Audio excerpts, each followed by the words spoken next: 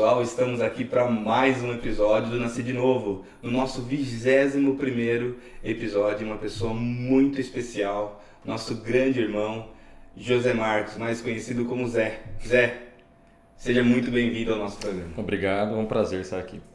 Que bom, né, Zé? Me diga uma coisa, Zé, quantos anos de convertido você tem? Que eu aceitei Jesus já são longos 18 anos. 18 em anos. 2006. Glória. Aceitei o apelo ali na frente da igreja. Foi aqui mesmo? Foi aqui Glória nesse ministério. Que bênção, né? 18 anos 18 anos. de bênçãos do Senhor. Zé. Sim. Com muitas lutas, bênção, mas... né? As lutas fazem parte, né, Zé? Uhum. E, Zé, a gente gostaria de conhecer um pouco, né? Quem é o José Marcos? Bom, eu acredito que boa parte da igreja já me conhece, né? Alguns mais antigos já me conhecem desde criança. Sim. Eu conheci esse ministério aqui em 97, quando eu tinha 10 anos mais ou menos, através de uma amiga da minha finada avó, que ela contou que tinha um ministério próximo à casa dela e a gente veio conhecer. E desde então a gente continuou, né? E desde então, assim, tive altos e baixos aqui no ministério. Na época, o pastor da igreja, se eu não me engano, era o bispo Emerson e a Evelyn. O Souza também congregava aqui. Uhum. Na época a igreja tinha aquelas cadeiras pretas, vinha até aqui no fundo aqui do salão. Legal. Então, assim, comecei a minha caminhada assim mesmo assim nesse ministério. Tive outras passagens em outros ministérios, mas aqui eu permaneci, né? Você já é pai hoje, né? Qual é o nome do seu filho? Parecido com o meu, João Marcos. João Marcos. Né? Que bênção. Quanto tempo de casado você tem? 8 anos. 8 anos de casados e 15 juntos. Não podia errar essa conta, hein? Não. Na verdade, sou eu que acerto mais as datas, né? Ah, então tá tudo certo. Tudo certo. Já são datas meio que seguidas, assim, de casamento, de união. Que legal. Zé, 18 anos é um grande... É uma bagagem, tempo, né? uma boa bagagem. Boa. Você tem algum momento, Zé, que você gostaria de compartilhar conosco? Um momento de testemunho, de uma dificuldade, um momento que você precisou mais de Deus? Assim, são vários momentos, né? Mas como tem que separar alguns por conta do tempo, como eu tinha falado anteriormente para você, vou separar aqui do meu pai, né? Certo. Eu vim conhecer meu pai com 28 anos. Então você cresceu sem pai? Cresci sem pai, fui criado pelo meu avô, a minha avó e minha mãe também dando um auxílio. Certo. Na época, quando eu conheci meu pai foi em 2015. A história é um pouquinho longa, mas vou tentar resumir. Você tinha quantos anos? Eu tinha 28. E em 2012, né, nasceu um sonho de me casar na Kratos, que foi através de um convite de jantar de namorados. Na Kratos? Na Kratos. Casei em 2016, mas o sonho nasceu em 2012. Glória então a a Deus. gente vê que nem sempre acontece quando a gente quer. E nessa época eu estava noivo da minha esposa. Sim. E eu conversei com o pastor, né? Falei, pastor, estou interessado nesse jantar de namorados e eu queria saber como faz para participar. Ele falou, você é noivo? Eu falei, sim, estou com a intenção de casar. E aí ele falou, não tem mais convite, vou ver se abre alguma vaga. E aí ele falou, vou conversar com o Zé Teixeira, que era, se não me engano, lá do Trevo. E aí ele falou, Zé, infelizmente não tem, mas vamos ficar no aguardo que até a data pode ser que surja alguma desistência. No congresso, né? Isso, Aí no caso, aconteceu uma desistência, mas por força maior. Parece que um casal, uma parte da família deles, um membro tinha falecido e sobrou essa vaga. O pastor veio me contar, eu falei, pastor, eu vou. Ele falou, Zé, mas já está pago, não precisa pagar. Eu falei, não, faço questão, pelo menos uma oferta. Eu pago de novo. E nós fomos até a Kratos, fiquei maravilhado com o estabelecimento lá. E no meio do jantar falei pra minha esposa, falei, é aqui que a gente vai casar. Ela falou, você tá ficando louco? Na época era noiva, né? Você tá ficando louco? Eu falei, não, é aqui. Eu senti alguma coisa aqui, eu senti assim, o Deus tocar, é aqui que a gente vai casar. Mas a gente não tem condições. Eu falei, mas é aqui. Chamei o pastor Valdecir no canto, falei, pastor, quem que é o dono, o responsável pelo estabelecimento? Ele falou, é o irmão ali, o Flávio. Na época, ele ainda é membro da igreja, né? Ele congregava no Trevo. E aí conversei com ele, chamei ele no canto, né? Pedi licença, me apresentei, falei do meu sonho de casar, que queria que fosse ali, que Deus tinha tocado. Contei mais ou menos ali resumidamente. E ele falou, eu faço um preço assim assado. Tem que ser de sexta-feira, porque de sábado é um pouco mais salgado o preço. E aí foi. E aí de repente começou a acontecer muitas coisas ao longo desse tempo. Não nos casamos nesse ano. Passou 3 anos até que minha esposa veio morar junto comigo, né? Porque ela estava com dificuldade de pagar o aluguel lá. Eu falei, amor, tem a minha casa aqui e desce, né? Ela desceu para morar comigo E eu já fazia um ano que eu tinha perdido a minha avó. E aí ela veio morar comigo e eu falei assim, mas não tá legal, né? A gente tá morando junto, não tá casado, a gente vai pra igreja. Chamei o pastor Valdecir para conversar. Falei, Sim. pastor, não tá legal. Eu quero casar, eu quero me consertar. Ele falou assim, Zé, mas você já marcou a data? Eu falei, não, ainda não. Só falamos de casar, mas a gente não marcou a data ainda. Ele falou, olha Zé, você confia e crê que o Senhor pode fazer um milagre? Né? Que ele já sabia do meu sonho de casar na Kratos e tal. Sim. Eu falei, creio.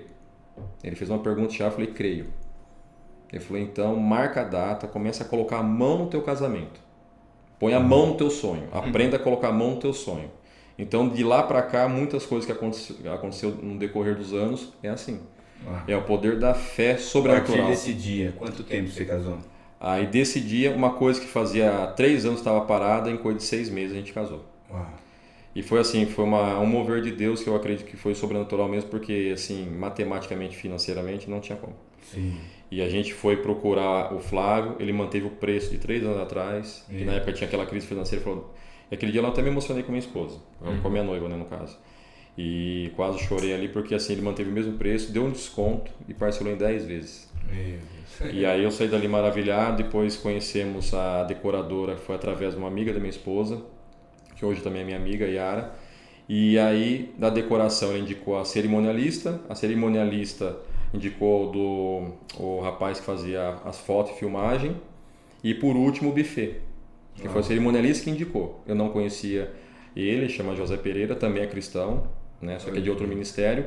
E nesse vai e vem de conhecer pessoas que participaram do meu casamento, tinha a campanha, que é a campanha igual a que nós estamos passando, que é restituição. Glória a Deus. E na época, na campanha, o pastor fez um apelo para que não faltássemos nenhum culto, e eu fiz isso, mas o propósito era outra coisa, não era nem o que eu vou contar agora, né, daqui para frente. Acabou a campanha, eu estava nesse mover de correr atrás das coisas do casamento, preparativo, aí venho reencontrar um grande conhecido do meu falecido avô, né, acho que, se não me engano, acho que é Gerson o nome dele. E ele, né, me reconheceu, começamos a bater um bom papo ali, e resumindo, ele veio ali através do meu pai, que até então eu não conhecia. Eu sabia só o nome, que ele morava em Louveira, já há muitos anos, você vê, cidade pertinho, mas não conhecia. E aí, no meio do caminho, eu perguntei do que se tratava, ele falou que era do meu pai, nós conversamos, ele falou assim, ele quer te conhecer e quer pedir perdão. Olha que bênção. Então, peraí, Deus... seu pai provavelmente ficou sabendo do teu casamento? Nem sabia. Ele não sabia que você estava programando? Eu acredito que foi uma providência de Deus. Sim. Porque eu estava totalmente focado no meu casamento. Eu nem lembrava assim de querer conhecer meu pai nesse momento. Então assim, foi um mover assim que Deus uniu o meu casamento para conhecer meu pai. Então assim, eu fui a conhecê-lo depois de 2 semanas dessa visita desse grande conhecido. Aí fui até a casa dele, conversamos bastante. Ele me pediu perdão do tempo ausente, né? Então eu falei assim que eu não tinha o que perdoar, porque meu coração já estava limpo, já era convertido. Então se fosse anos atrás, talvez ia ter uma briga ali, porque quando você cresce sem pai, né, e você não entende a história, você fica um pouco revoltado, por que você foi abandonado. Então assim, eu nasci de um adultério, na verdade. Entendi. Ele já era casado quando ele teve um breve romance com a minha mãe, e aí no caso, eu falei não precisa pedir perdão. Eu falei, não sei quanto tempo ainda vou chamá-lo de pai, mas por enquanto eu quero manter uma amizade, se assim for do interesse do senhor. E dali a gente começou até hoje. Então naquele ano, findou 2015 já com o nome dele, sobrenome dele. Vocês foram, ele reconheceu você? Reconheceu, ele fez gosto de reconhecer paternidade, né? E aí me ajudou com uma quantia também no casamento. E quando virou de dezembro para 2016, em janeiro que foi o casamento, ainda ele foi padrinho do casamento. Meu Deus. História linda, hein, Zé? Como Deus... Assim, eu estou dando uma resumida, mas Sim. assim, foi muitos acontecimentos ao longo desses 6 meses de preparativos. E aí, inclusive, esse rapaz do buffet, o José Pereira, que é um senhor também, era conhecido do meu pai. Meu Deus. E por conta desse conhecimento que ele tinha do meu pai, foi onde consegui renegociar o valor do buffet e entrar no orçamento. Então, assim, Deus foi trabalhando assim por etapas. As pessoas. E talvez isso, né, Zé? A gente não entende, né, o propósito de Deus. Muitas vezes então não. Tinha um propósito de poder restabelecer essa área da sua vida que Sim. é a paternidade. Era uma lacuna. Tenho certeza que para você também foi algo... Foi algo libertador, foi gratificante, não foi, Zé? Muito. Como é que foi pra você? Quando você entrou lá e viu seu pai, como é que foi isso? É uma sensação que não dá para descrever. Não dá para descrever assim. Você sentiu... É assim, por mais que fosse uma pessoa estranha, que eu nunca tinha visto, tem uma ligação. Mas você sabendo que ele está ali na sua frente, porque até então eu não tinha me apresentado ainda. Quando nós chegamos na casa dele, visto ele? Não, nunca tinha visto, nem foto, nada. Não tinha nada, nenhum registro. Eu sabia que ele era, chamava José Augusto Marques, era carpinteiro, morava em Louveira. Eu tinha irmãos por parte dele, mas assim, a figura eu nunca tinha visto. Então, quando reencontrei, porque assim, a última vez que eu vi ele, eu tinha na faixa meus 1 ano e meio, 2 anos. Eu tenho alguns flashes de memória. Que ele, assim, depois que eu nasci, ele continuou frequentando minha casa, né? Só que nada sério, nada de envolvimento com a minha mãe, nada. Assim, aconteceu, nasci, né? Teve um contato ali e outro, mas depois... Então, nessa campanha de restituição, Deus, então, restituiu... Sim, esse laço paterno, sim. Assim, meu pai, na verdade, que me criou foi meu avô, né? O senhor Mariano. Sim, claro. Mas, assim, eu aprendi a amar meu pai. Para quem já é adulto, é muito difícil você aprender, né? Você ter que perdoar a ausência, perdoar as falhas, que eu também na infância passei muita necessidade, aí onde você se pergunta, cadê? Cadê meu pai? Né? Mas assim, Deus quando ele faz a obra completa, né? Então nós temos que crer nisso, né? Isso aí. E então assim, foi muito assim gratificante, assim na cerimônia eu chorei bastante quando abracei ele, vi ele como padrinho do meu casamento, que até então eu não conhecia. Então, depois de 6 meses, conheci meu pai, casei, ele foi padrinho. Que história linda, né? Foi. E como é que é a sua relação com ele hoje? Hoje é ótimo. Assim, não vejo ele com muita frequência por conta da distância, que mesmo sendo curta, mas tem nossos afazeres, no dia a dia correria, mas já levei várias vezes meu filho para ver ele, né?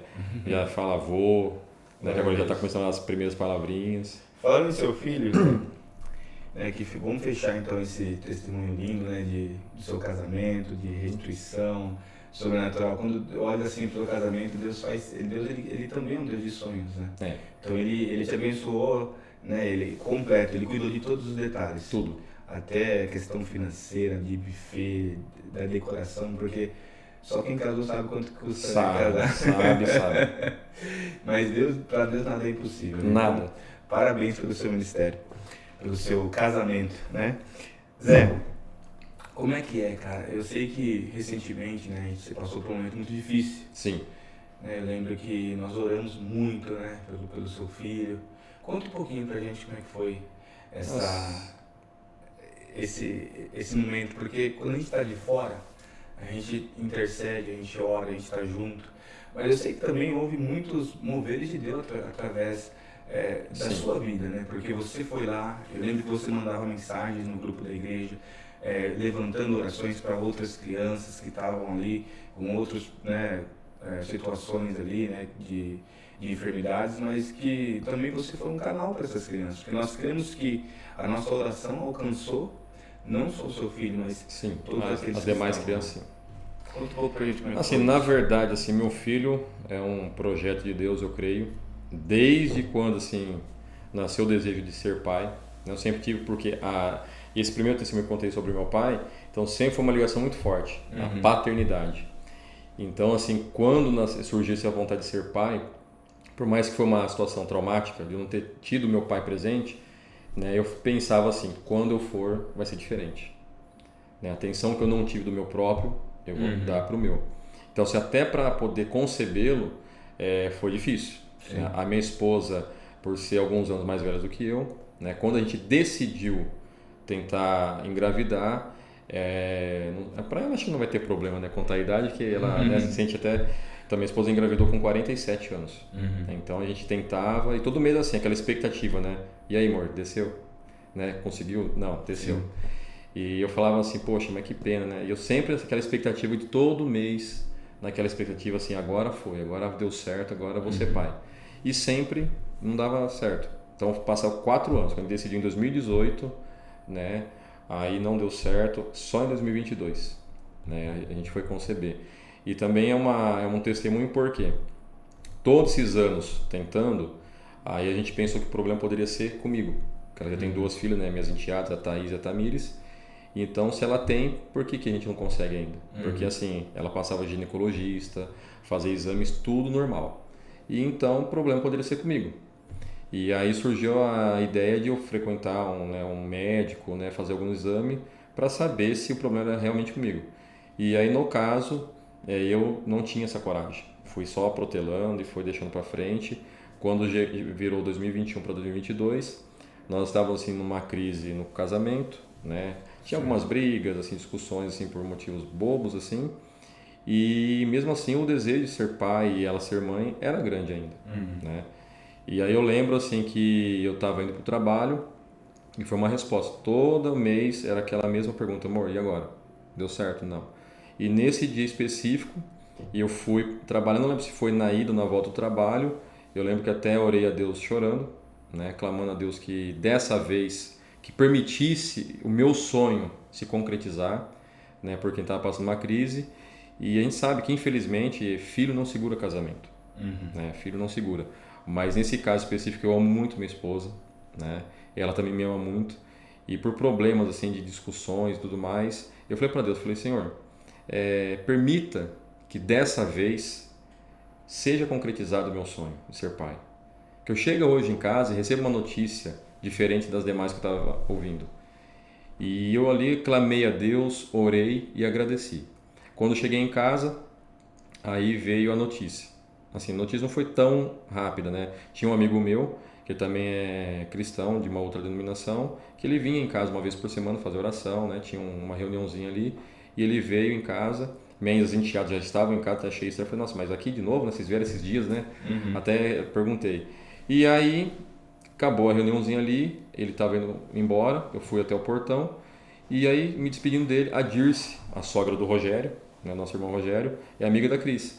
Ela falou: Zé, a Cris tá aí? Eu falei: tá lá no quarto com as meninas lá, pode entrar, fica à vontade. Eu disse: tá bom, Zé, vou entrar. E entrou, e ela já estava sabendo, eu não estava. E aí eu me despedi dele, fui para a sala, conversar com a minha mãe ali, bater um papo, e a minha esposa falou assim: amor, vem aqui no quarto um pouquinho. Eu falei: daqui a pouco eu vou. Vem aqui no quarto. Falei: daqui a pouco eu vou, falando com a minha mãe. Aí ela: vem aqui, falei, aí eu fiquei meio bronqueado assim, falei meio não estúpido, mas eu falei: é a mesma distância, que é daí é aqui. A Dirce quer falar com você. Eu falei: mas ela não pode vir aqui na sala?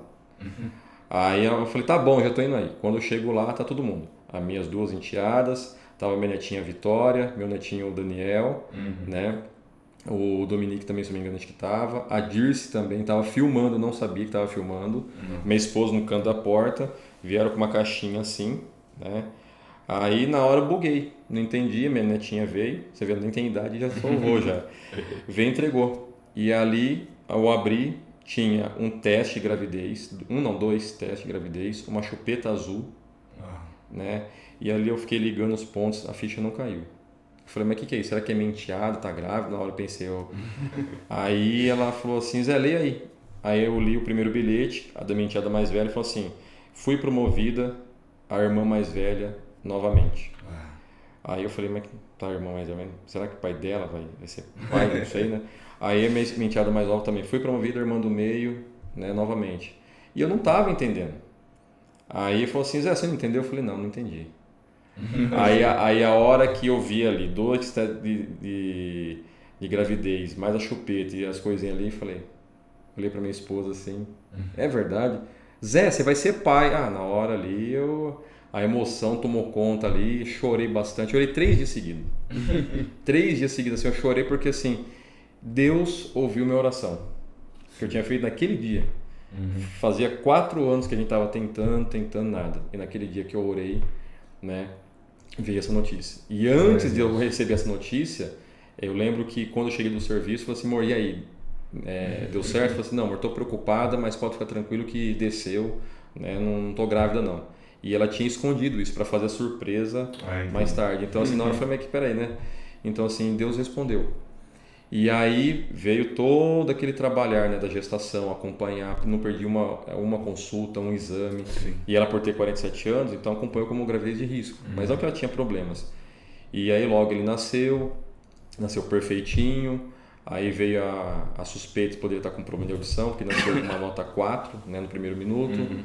Aí depois Descartou e veio aquele problema do crânio, que até acho que alguns irmãos acompanhou também, que até eu pedi ajuda do vice-prefeito. E aí também foi alarme falso e depois veio essa bronquiolite. Então assim, por isso que eu sempre falei, é promessa de Deus. E aí, quando veio essa notícia que ele estava com bronquiolite, a gente já tinha alguns casos assim durante o ano que ele estava. E de repente, a gente estava tratando em casa, a gente resolveu relevar na policlínica, dali encaminhou para a Santa Casa. A primeira médica atendeu super bem, manteve ele estabilizado, né, fez as bombinhas, os resgates para ele poder saturar melhor e falou assim, ó, ele vai para a UTI, está esperando uma vaga. E de repente, quando amanheceu o dia, a gente foi para lá de madrugada, quando amanheceu o dia, uma outra doutora assumiu o caso e já não fez o mesmo protocolo que essa primeira doutora, ele foi dando uma piora, né, até completar as 12 horas de plantão e piorou de vez. E aí foi quando a doutora que tinha dado o primeiro plantão voltou, viu naquele estado e falou assim, ó, vamos entubar. Ali naquele momento ali, eu dei, acho que se eu não me engano, acho que 3 murros na parede. De desespero. Porque eu falei, minha promessa está indo embora. E assim, a todo momento ali, assim, eu me senti, né, como Abraão. Porque eu falei, Deus me deu e estou perdendo ele. E foi aonde que eu falei, eu ajoelhei no chão ali assim, não tive vergonha, não tive olhando ninguém. Eu ali me prostrei, minha esposa também estava desesperada. Aí me prostrei, me lancei ao Senhor e falei, Senhor, se for para o Senhor, eu entrego meu filho. Que hoje aqui nessa posição estou me sentindo como se eu fosse Abraão, que o Senhor pedindo o filho dele em sacrifício. Então se for para o Senhor levar, o Senhor leva. Mas por essa doença ou negligência médica eu não aceito. Eu não aceito entregar meu filho para a morte. Então o Senhor faz o milagre em nome de Jesus. Eu ali orei bastante, chorei. Aí depois indaguei o médico que estava auxiliando a outra doutora. E de repente, minutos mais tarde, tive que ver meu filho passar na maca, na minha frente, né, entubado já. E assim, para quem tem um sonho de ser pai e tem uma carga de história assim, de abandono na infância e tudo mais, assim, pesa muito. Sim. Então aí você tem que estar confiando em Deus ali 100%, mais de 100%. E aí a gente foi para a Unicamp, aí lá não quiseram aceitar ele, aí de repente tive que conversar lá com uma pessoa responsável, aceitaram que era vaga zero, aí depois já entubou. Aí nesse trajeto de voltar para casa, eu quase bati o carro algumas vezes, eu estava muito cansado, 2 dias sem dormir, e aí onde que eu comecei a entender o propósito de Deus. Eu perguntei à minha esposa assim, falei, amor, será que Deus não está permitindo que o nosso filho vá para esse hospital para que a gente possa conhecer o caso dessas crianças que estão aqui também? E ali depois, no primeiro final de semana que eu fiquei, eu comecei a conversar com algumas mães e foi onde que, né, como você falou, relatei alguns casos e muitas daquelas crianças saíram, teve alta. E, infelizmente uma delas acabou falecendo, mas a grande maioria teve alta. Então assim, ali eu comecei a ver que Deus estava usando assim como ferramenta para alcançar outras vidas também.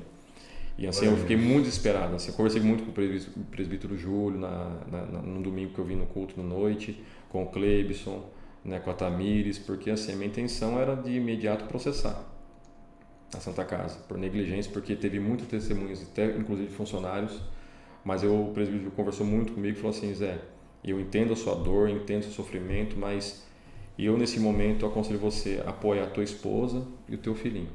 Depois você vê isso. Na sua causa nobre e tudo, mas a gente vai estar aqui orando e confia no Senhor. Confia no Senhor Jesus que Ele vai dar vitória.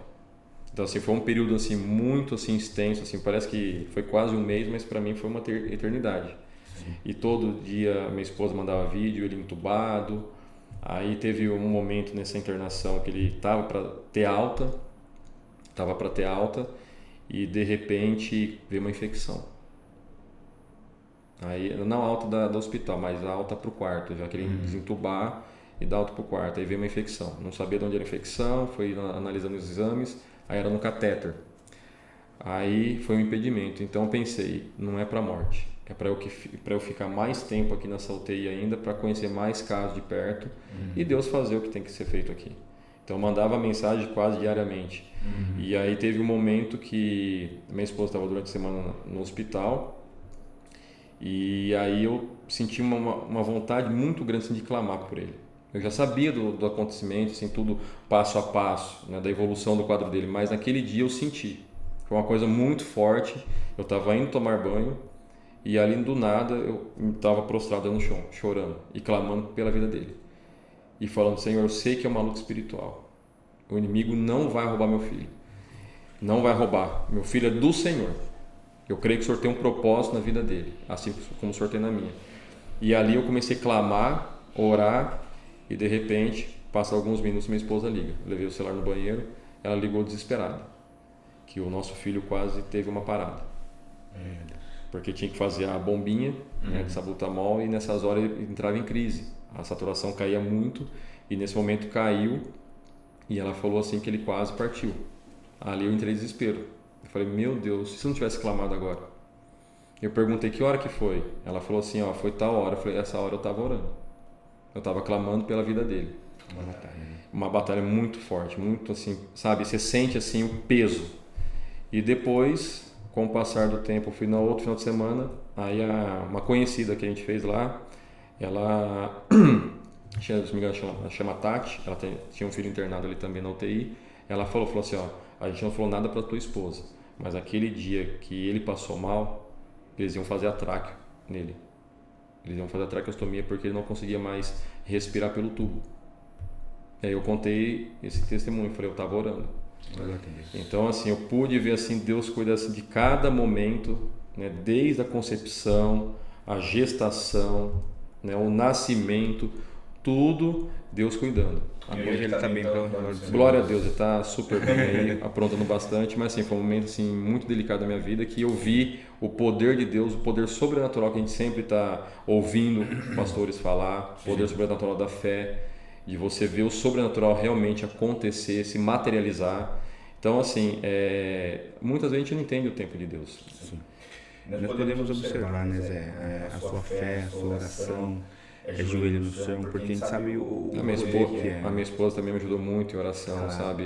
Ela sofreu bastante. Então, assim, e é uma companheira que, né, sem igual, porque, assim, quando preciso, ela está sempre ali do lado. Mas Deus é justo. Não, é justo. Para com seus justos. Apesar, assim, que nem eu falei para você no anterior, das crises, assim, todo casal acaba passando, mas, assim, é uma companheira que, né? Sim. Zé, agora está avançando o tempo, né? Então nós precisamos aqui então chegar na pergunta do programa, né? Glória a Deus pela sua vida, pela vida da sua família, do seu filho, né? Do seu casamento, da vida do seu pai. Foi assim, histórias muito fortes, um testemunho muito lindo. Parabéns pela sua vida, meu querido. Obrigado. Tenho certeza que vai alcançar muitas vidas. Agora, Zé, nós vamos fazer a pergunta do programa, aquela que vai passar lá no culto de domingo à noite. Como você conheceu Jesus? Jesus eu conheci nesse ministério, né?